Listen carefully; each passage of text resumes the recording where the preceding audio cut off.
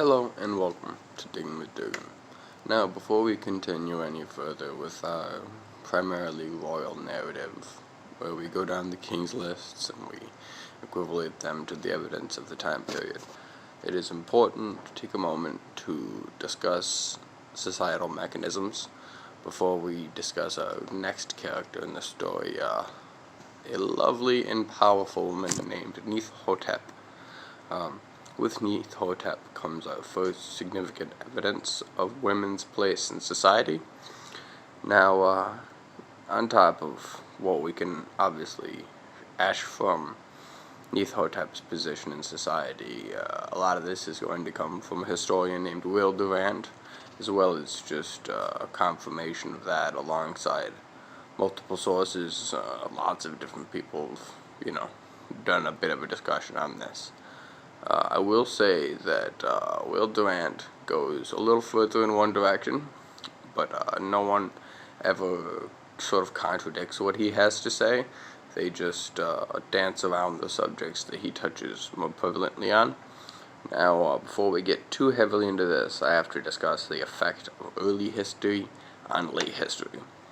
Now, in the late bit of history, women did not have anywhere near as much rights as Greek and Arab society kind of absorbed the Egyptian populace, and in those societies men are undeniably dominant, and there's religious conventions holding them up in those places. So the opinions of the later Egyptians will seep into the historical narrative, as they are the ones that rehash and record a lot of history. And so it's difficult to distinguish the absolute truth because we have so much contradictory information, because men of later dates did not appreciate whether or not they're true the ideas of the earliest time periods on women's rights and all sorts of things like that.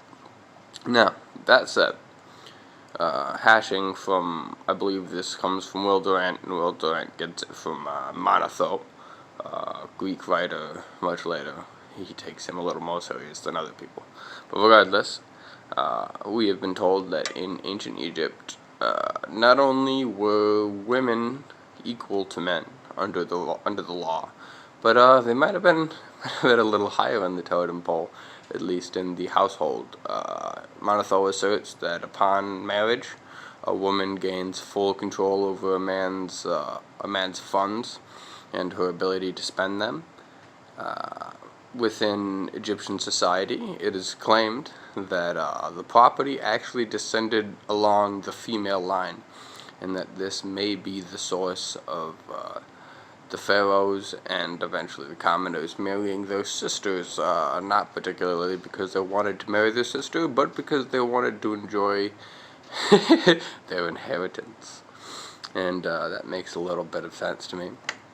And so, in Egyptian society, while women were withheld from a few professions for both physical and social norm reasons, this was extraordinarily slim compared to most societies. Women were skilled craftsmen and laborers, and managers of floor and business dealings. Now, men would play a more significant role in government, but as you'll see, the government in reality just it rotates around the king and your position to the king. So while a woman's position in society was dictated by her relation to the king, so was all the guys' relationships with society, and so that relates to who we'll cover very soon.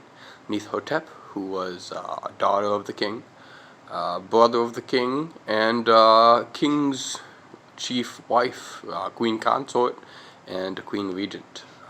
A very, very powerful woman, and as we'll see later, she may have been king in her own right. Quite, if this is true, this would make her the earliest recorded queen king to ever exist, which is a lovely thing. We'll be covering Neith-Hotep and her brother's reign in the next video.